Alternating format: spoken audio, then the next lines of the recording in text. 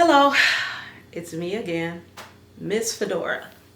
To the young, our peers, you can just call me Fedora.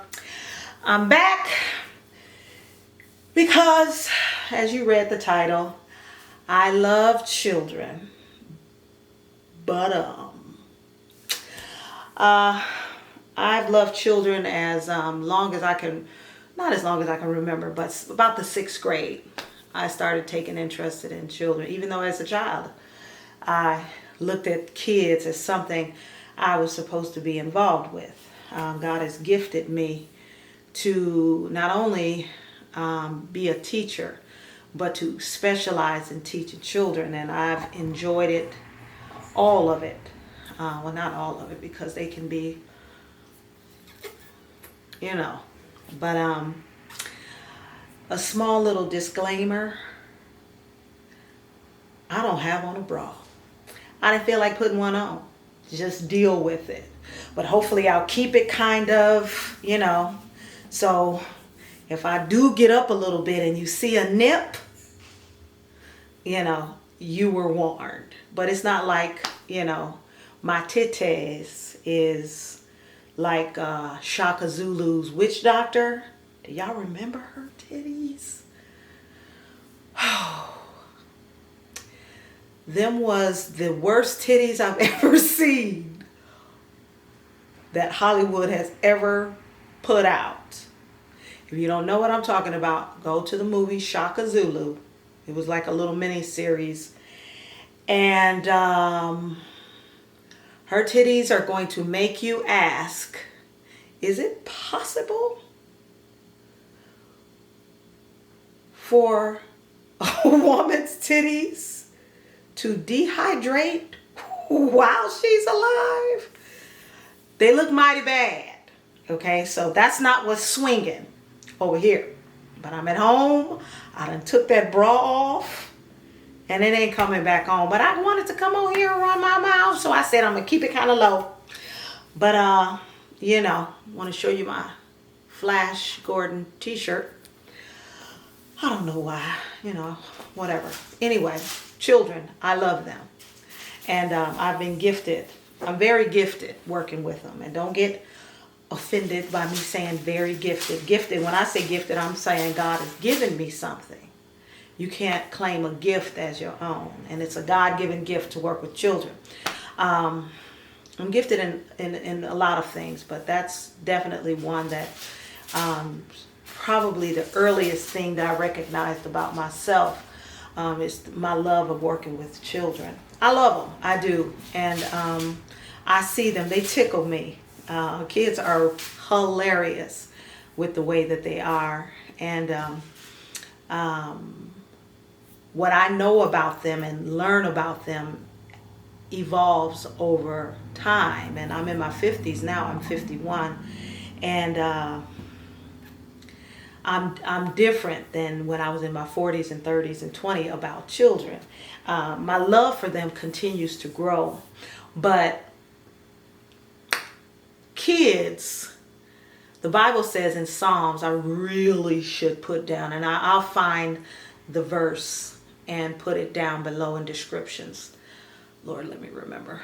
That in Psalms it says, even a child is known by its ways. Me and my sister was just talking about that today. That even a child is known by its ways. And a lot of times people miss that about children. They look at children as children, just children. They don't look at them as people. I see a person when I see children. I would hear people say, I see a person, and I didn't quite get it. I get it now. But they're people, they're young people, they don't have as much experience. They're different, in a lot of ways, but they're more alike with an adult than not. These are little people. These are people. I don't even like saying little people. These are persons. These are people. They just like you. And I've graduated to the point of dealing with this crop of children, this crop of kids. I've been around for different crops. Me, I was the beginning of my understanding of kids. My generation, and then the generation after that, my son's generation, and now I got grandchildren, their generation. And this generation, these kids, it's almost like, I won't say that, but first of all, they're very, very, the Bible is so true that it says in the last days the children were going to be wise fools. I'll try to find that verse, okay? Because my hair braider, her name is Nisi, she just did my hair. And look at what I'm doing with it. You know, got a new hairdo. All I'm going to do is just put it up just in case I have something to do. But in COVID, really, it ain't nothing to do. But anyway, she told me, because she looked at my videos, and Nisi, shout out to Nisi, she does very good work. She's been braiding my hair for her daughter Jacolia. I've been calling that child Jacovia all these years, but she corrected me. I was like, her name is Jacolia. But anyway, she's been braiding my hair since that child was about 3 months old, and she about to be 10. And she's wonderful. She's so quick. Woo! She's so quick, and she's a sweetheart, and I love her. She's from Africa, and she is a Christian lady. She has never changed other than getting better, and how sweet she is. I love you, Nisi. And girl, thank you for doing my hair. Cha! Anyway, why did I bring her up? Oh, she just told me to, whenever I bring up a scripture, to make sure I say the verse. So I'm going to try to get those little scriptures down in the descriptions, because I can't remember off the top of my head. But there's something called the internet, something called Google. Yeah, Google it. Anyway, all you got to do is put in keywords, but I will try to remember. I don't mind, especially since you done came to my little channel. Thank you. So anyway, children, I love them. Been working with them for a while. And this crop, woo! They are a trip, first of all. They're a wonderful trip. Children haven't changed. Children are just allowed to get away with stuff more, but they haven't changed. Kids are still kids. A lot of times people want to give certainty, especially teenagers, a bad rap. Teenagers aren't bad people. They're different to deal with than small people, because when you have a teenager in your home, because I didn't understand, because when they said, well, oh, beware, because I only got one child. Oh, beware when he turns 2, and you're going to have something to deal with. You're going to have something on your hands. And I'm 20 years older than my son. And it was like, when he gets 2, he's going to have terrible 2s. And I said, he's going to have terrible 22s. I didn't have no kind of terrible 2. Because I'm more terrible than a 2-year-old. He didn't want none, is all I'm saying. He didn't want none. But when he became a teenager, I understood. At first, I didn't get it. I'm just like, okay, do something, I'm going to break your jaw. What? But it's not about them being disobedient so much. I mean, they can be, of course, especially. My son wasn't really disobedient. He wasn't. A sweet boy, still is to this day. He needs to pay a little more attention to his mother. But he's young and he'll get it. I love you, baby. Anyway, when he became a teenager, this is what I understood. For those who are dealing with teenagers or getting ready to.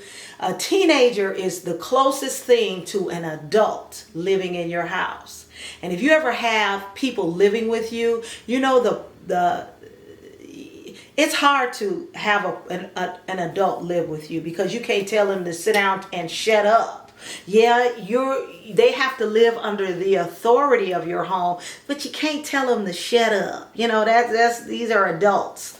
Now, even though this is your child and you still can tell your child to shut up, their desires is grown desires. Their whole attitude is reeking of, you are the only thing, mom and dad, is standing in the way of what I want. And that's a lot of pressure. You feel that. And you don't, you want, when they little, you can take them to the dollar store, spend $5 on them, and they think you are the bizzle. But when they turn 15 and 16, nope. They won't. They won't today, and then they on to the next thing, because they're humans. They're just like you. You won't. That's why it's so important to teach them the value of money and stuff like that. You can't let your kids get on your nerves. Get on their nerves. Don't let them get on your nerves. You know what I'm saying? Aren't you doing enough for them? For them not to get on your nerves, always begging, you always want something. Turn that, flip it, always flip it. Okay? But at the same time, working with kids can be challenging, and I get it. But at the same time, you always have the upper hand. And if you don't have the upper hand, it's you. Something's wrong with you and you need some help. That's the reason why I'm making this video, for you parents who just need a little encouragement. You have the authority. God has given you the authority over your child. And I'm going to make a whole video about a parent's authority and what that means, and how I use my authority with my adult child. But anyway, that's for a later video. Might be my next video. But anyway, these kids today, they are very, very entitled. Hold on a second. Define entitled. As an adjective, it means believing oneself to be inherently deserving of privileges or special treatment. Do you want to hear the next one? I'm going to read that. It says believing, oh crap. Sorry? Yes, shut up. And define entitled. As an adjective, it means believing oneself to be inherently deserving of privileges or special treatment. Do you want to hear the next one? No. Okay. It says believing oneself to be inherently deserving of privileges or special treatment. Man, these kids are very entitled, and they're that way because of how they're treated. Kids feel so entitled until they meet someone like me. I love breaking that bubble. But we give our kids so much, and I'm guilty. I gave my son a lot, but I also gave him a lot of whoopings. So it balanced out. Excuse me. He's a wonderful adult. He really is, and I took and still do, take personal responsibility for my son's behavior. And if he's doing something he ain't got no business doing, you better know I don't know it. So anyway, but these kids, they just get so much, and because of it, they feel like when they want something, they really don't understand that if they don't get it, they don't understand why. Okay. And well, that's cool. Everybody has their own child, and you can raise your child the way you want to. And that's fine. I have nieces and nephews, thank God, because I'm not really in a classroom setting, or I'm not teaching any children, even though I'm going to, I always eventually find myself in some kind of teaching capacity with children. But I do have nieces and nephews who I live by. Unfortunately, my grandchildren are in a different city than I am, different state. But I do have nieces and nephews, and I love practicing on them because their parents, they got, of course, loving parents because they don't want to die. But my sisters love their children and brother. They love their kids and they show it, and you can just tell these children are well loved and cared for. But they come over to my house, and I just had my little niece over. She's 4, I believe, Miss Lenora. She was over here, and I had her for about 5 days, and a couple of them days were like half days, but I count the whole day. 5 days, and I learned a lot about her, and ooh, she learned a lot about me. And it took maybe about 2 days to get her to understand that I'm not here to serve you. I love you. I want you comfortable. I want you clean, and I don't want you hungry. But everything else is basically going to go my way. And it was so hard for her to wrap her mind around that, because she has 2 loving parents who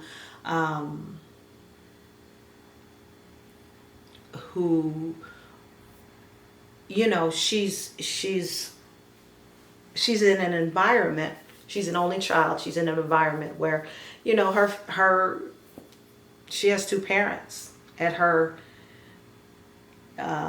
not at her fingertips, because they're not punks, but you know, she came over her aunt's house, and I'm not interested in you like that. Oh my goodness, I love you so much. I love her so much. I love all my nieces and nephews, and as Lord knows I love them grandkids. Stop playing. But I'm not down with kids the way people are down with kids. Oh, and I can go there too, especially if it's a big fat juicy baby like my cousin Bertha's baby. Ooh, he's so juicy. I love him. I love that little baby.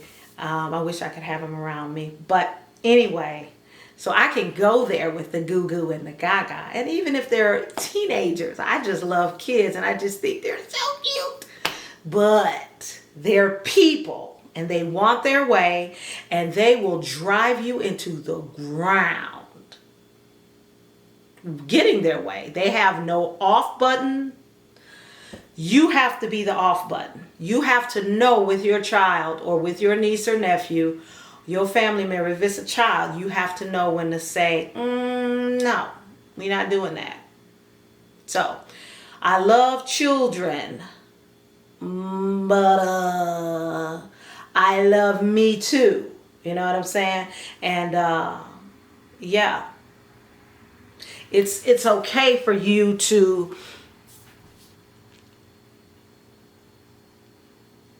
let them know that you're important to you too. I mean, you're important to me, little kid. You important to me. But did you know that I'm important to me too? Did you know that? These kids be like, I ain't got time for that. I mean, what are you talking about? Juice. It's like, you need a lesson. And I don't mind giving it to you. So, parents, be encouraged. You have the upper hand. There's so many things you can do. Oh, if I knew what I knew now when I was raising my son. Man, whole bunch of stuff I wouldn't have felt bad. Because, you know, a lot of times we feel bad. Or am I doing enough? First of all, I pushed you out. That's it's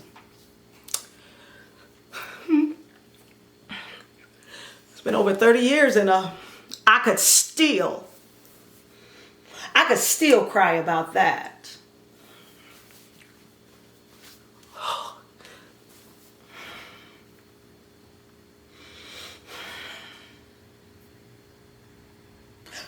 First of all, I pushed you out. And now, for years to come, I'm going to have to feed you every day, 3 times at least. You know, that's the standard. And I'm going to have to get out here and make it happen, because my baby ain't going to be hungry. That's just not going to happen. Thank God for his provision. Thank God for doing what he does to make it possible. Because Lord knows to this day, I don't know how I made it.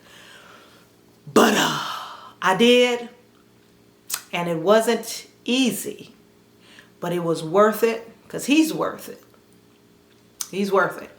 He's worth every struggle. I love my son. He's worth it all. But at the same time, I love me too. And you parents need to give yourself a lot more credit. And I ain't talking about you abusive parents. Better make sure you ain't doing that to them kids. But I'm talking about the parents who love their children and who wish they could give them more, and at the same time giving them everything. God bless you. God bless you to continue to do what you're doing. And God bless you to go on a vacation without them little people so that you can really have a good time. And then be rebooted to go back and do a very extremely hard job. And that is to deal with people who got different ideas than you, but you still got to raise them and all of that. So, children, we love you. But